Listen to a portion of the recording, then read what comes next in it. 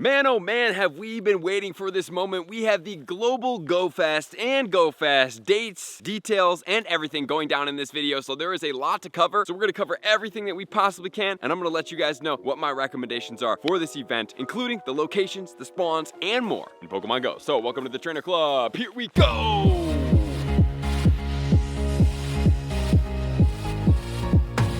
All right, y'all. Get ready. This is going to be a lot of information, but we're bringing it to you right now. Here we go. So we are going to be getting, according to the leaks, and now has been confirmed, Marshadow is coming to the Mythical release during Pokemon Go Fest this year, which is pretty exciting. A lot of people have been excited about this Pokemon, which I am as well. So let's start off with the dates, the locations, and get into more of the details. So we have Sendai, Japan, which is going down from May 30th all the way till June 2nd. From June 14th to the 16th, we have Madrid, Spain. From the 5th to the 7th of July, we have New York City. And then we have the Global Go Fest, recapping it all from July 13th and 14th. So for everybody that is not planning to travel, you can go ahead and do that there. All right, so we're gonna start off with the Japan, then we're gonna go into the Madrid spawns. I'm not gonna go into too much of the details, and then we will get all the way into New York. And if you guys wanna skip over those details or not interested, just check the timestamps and get right there. The one thing about Go Fest that I always really love and enjoy is that we are going to be able to get located habitats that are locked to specific places that you're able to go through. The one thing about the Global Go Fest that's a little bit of a downside is that they are constantly rotating habitats. So once you are done with that hour, you have to wait another 3 hours to be able to encounter it again, and then you only get that twice in a day, and that sums it up. But at the in-person Go Fests or the Go Tours or the Safari Zones, there are locked habitats almost every time, but definitely for the Go Fest, which we're going to cover here in a second before we go into it, that will control that if you want to see these spawns, you sit in this area, or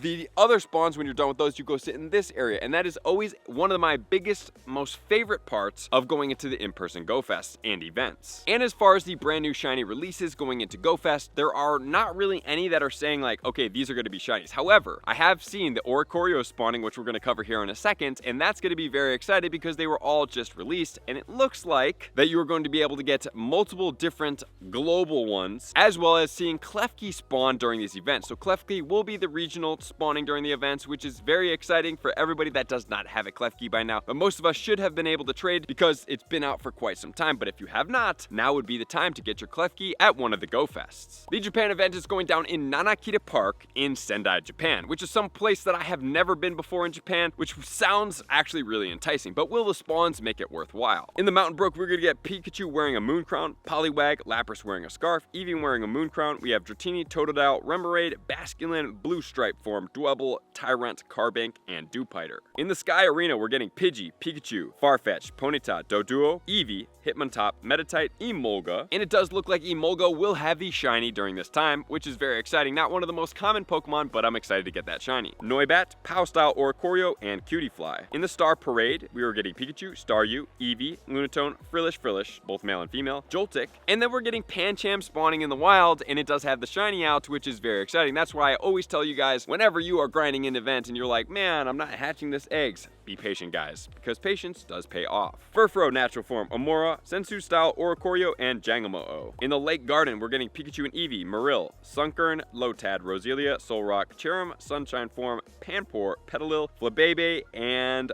Fomantis. Alrighty guys, so that is going to be everything for the spawns in Japan. But now let's move into Madrid and check out what their spawns are going to look like. In the Mysterious Labyrinth, we are going to have Pikachu Mooncrown, Hisuian Voltorb, which has the new shiny now, Lickitung, Eevee, Natu, Baltoy, Beldum, Pansage, Munna, Petalil, Ferroseed, and Esper. At the Rocky Shore, we're going to get Pikachu wearing a crown, Lapras, Eevee, Chinchou, Nosepass, Shieldon, Throh, Tortuga, Amora, Crabrawler, Dewpider, and Jangamo-o. And it looks like Crabrawler is now going to have the shiny form released into the game as well, which is also exciting. Cursed Forest, we're getting the Pikachu, Zubat, Tangela, Eevee, Sableye, Cacnea, Lunatone, Dino, Flabebe, Pancham, Phantump, and Bile-style Oricorio. In the Sunrise Gateway, Pikachu, Eevee, Skarmory, Solrock, Cherim, Bronzer, Fletchling, Furfro, Helioptile, Tyrant, Carbink, and Powstyle. Alrighty, so those are going to be both of the international events, but now we have to get on to New York York City at the same exact place as last year, which is going to be the Randall Park Island. Okay, so if you guys did not see or did not participate in that event and you want to check it out, boom, you can check it out up here. That is going to include a lot of the gameplay from that area. So that event was actually a little bit challenging as far as the layout. It's almost like a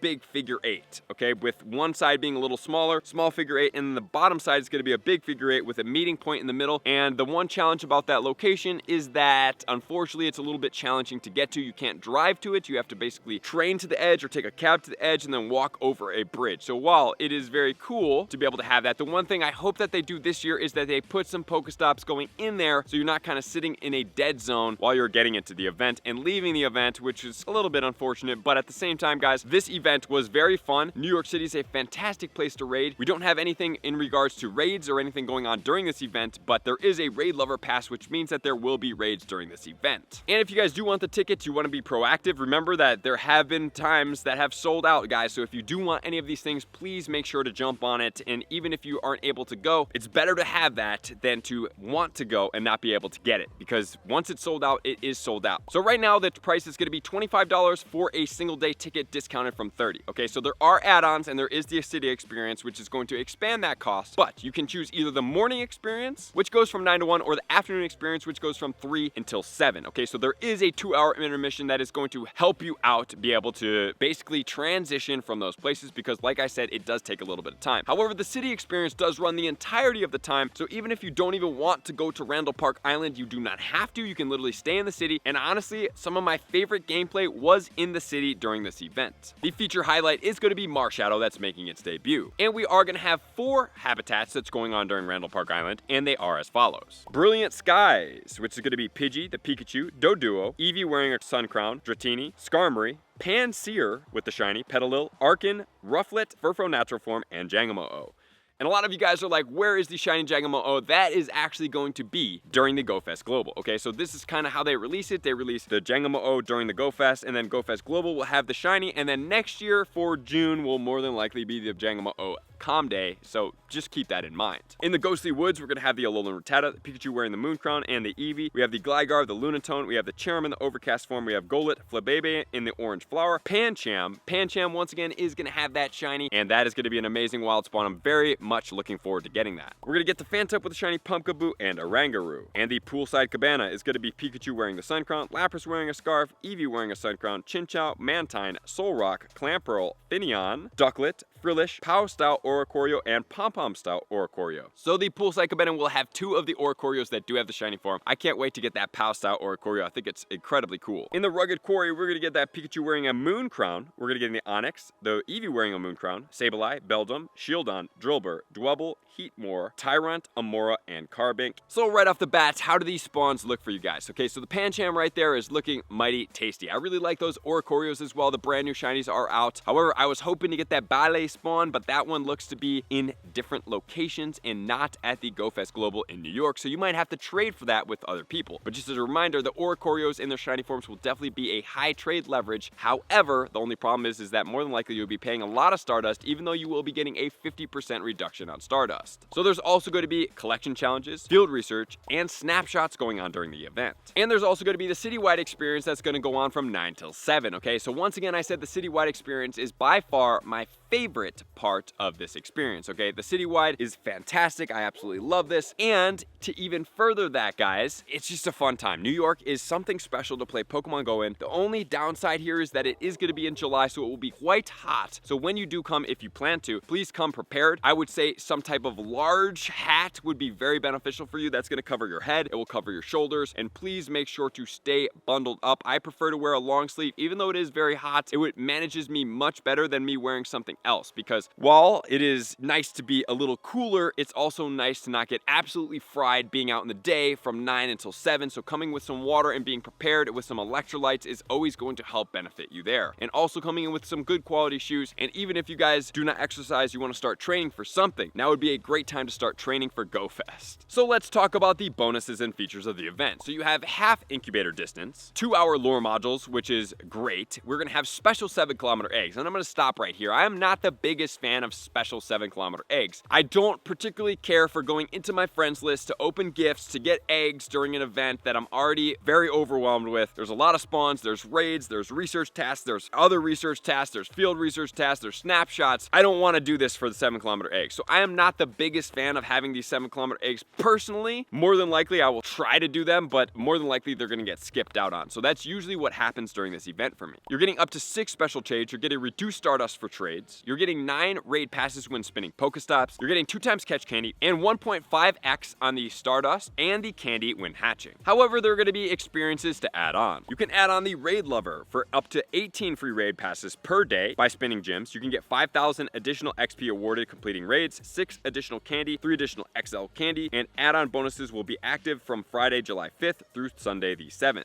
And actually, I really love these bonuses. They always come through. I love getting that extra XL candy. The candy comes out so incredibly clutch. Having that 5,000 extra XP is nice, and that 18 raid passes per day for 3 days is absolutely incredible. And then we also have the Egg-thusiast. So we have 1/4 egg hatch distance, 3 times hatch Stardust, 3 times hatch XP, 3 times hatch candy, and add-on bonuses will be active throughout New York City from the 5th until the 7th. And once again, guys, I absolutely love this. 1/4 egg hatch distance, especially if you're using super incubators, will be wildly effective. So being able to utilize this and turn through a ton of eggs, hatch Stardust, it's really just paying for Stardust throughout the weekend, and I am definitely a fan of that. However, these are definitely not necessary, and if you don't want to do them at all, please opt out. And then finally, we have the Citywide gameplay experience, which is going to be $20 for each additional day. So you can do the $25 if you do the early, and then you can do the 20 and 20, which would be a grand total of $65. And then if you added on the additional additions for 30, you're getting to a grand total of what looks like $95 plus applicable taxes, if that is going to be what happens. So if you guys do want to do that, I mean, yes, it is a little bit of money, and some of you guys may choose not to because there is a global Go Fest as well, but that is going to be the entire experience of what Go Fest is featuring right now. So now let's move into the Go Fest Global to finish up the video. So we have Saturday, Sunday, bonus and features and more. So let's get into it. So on Saturday, we're going to be having rotating habitats. So there are going to be 4. So it looks like the event is once again going for a grand total of 8 hours. More than likely 10 to 6 is going to be that time frame. And the spawns will be as follows. The Dawn Meadow is going to be the first. Pidgey, Pikachu wearing a sun crown, Hoot Hoot, Hoppip, Girafarig, Wingull, Snivy, Cottony, Ducklet, Ferroseed, Axew, Galarian Sunfisk, Heatmore, and Inkay. And then we will have the Shining Day as well. Charmander, Dratini, Sunkern, Dunsparce, Hisui and Sneasel, Solrock, Badoo. Wow, we are actually getting a baby spawning in the wild. There's no way. For the first time ever, we are seeing Badoo spawn in the wild. I'm super excited to see this. Helioptile, Tyrunt, Dedenne, Yungoos, Fomantis, and then we're getting the